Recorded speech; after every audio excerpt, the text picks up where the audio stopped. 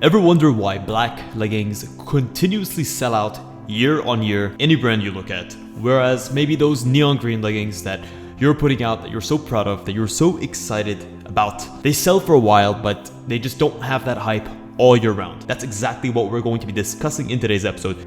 So let's start off by understanding why color even matters in activewear. People aren't just buying product, they're buying a feeling, and different products with different colors give you different feelings.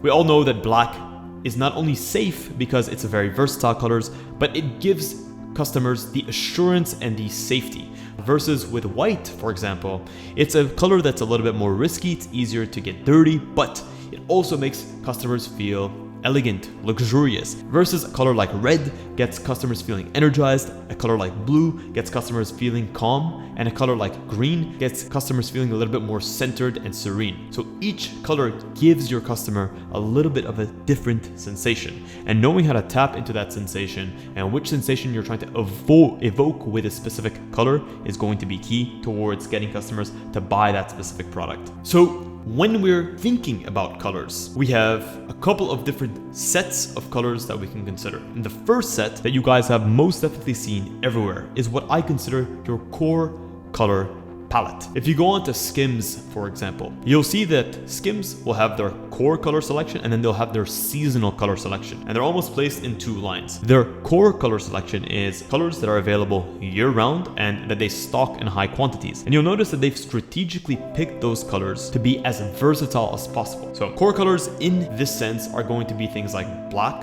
white, gray, burgundy, olive, and very muted and earthy colors like brown and taupe. These are colors that customers will gravitate towards time and time again, simply because they're easy to match with anything else. So make sure you have those core colors in the mix. They appeal to a wider audience, and that means your customer base for that specific color is going to be bigger. The second set of color theory that you should have in your mix, seasonal colors. Typically with spring, you're looking at pastel and earthy, or pastel and soft colors. In summer, you're looking at bold and vibrant colors. For winter, you might be looking at a little bit more muted and earthy colors. Make sure to match the color palette that you're picking with the season that you're in. So why do you want to do this? I've already touched the fact that these seasonal colors continuously allow you to generate freshness and excitement amongst your customer base, getting them to come back time and time again, even to buy the same product that they bought before, but in a new seasonal color. Two is that they also will match your customers' moods and activities. So if your customers are in a summer mood, it may not make sense for them just to continuously dress in black. If you're considering adding seasonal colors, do these three things. Consider introducing new seasonal colors every 3 to 4 months, aligning with the seasons.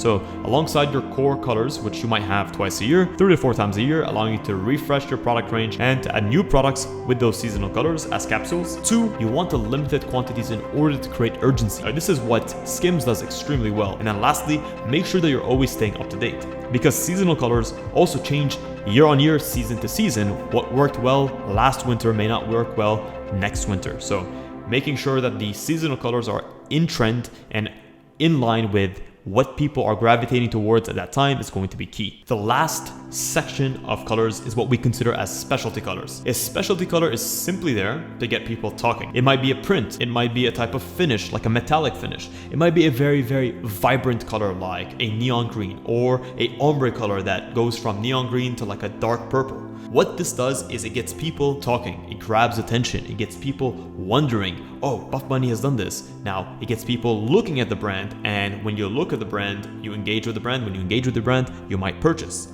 Some things to note are offer these products in limited quantities. It can be exciting if you're super passionate about the color scheme that you're bringing out to overorder. But with these, it's not necessarily about maximizing sales. It's about getting people refreshed in the brand interest, and it works to your advantage to keep the quantities that you're ordering quite calculated, and then also use them strategically. So what colors actually drive sales? You won't be surprised with the top performer. It's just black. It's the top seller. Next, you might have navies and dark greens. These really work well for menswear. Next, you have light neutrals, which can be things like beiges, sand colors, light browns, and these colors are gaining in popularity, especially over the last 5 years. Next, we also have, similar to these light neutral colors, we have muted colors, which can be things like olive, earthy colors like browns, rust colors are doing really well, mustard colors. These are colors that are as well gaining popularity, and they've been trending on WGSN for the last 2 years, especially in the fall, winter, and spring, summer collections. Next up, we have colors that are more focused on seasonal sales that do well in seasonal scale. These can be things like bright reds and oranges, which in my opinion tend to do much better in performance capsules. Next, you have your pastels. These are much more popular for, again, spring, summer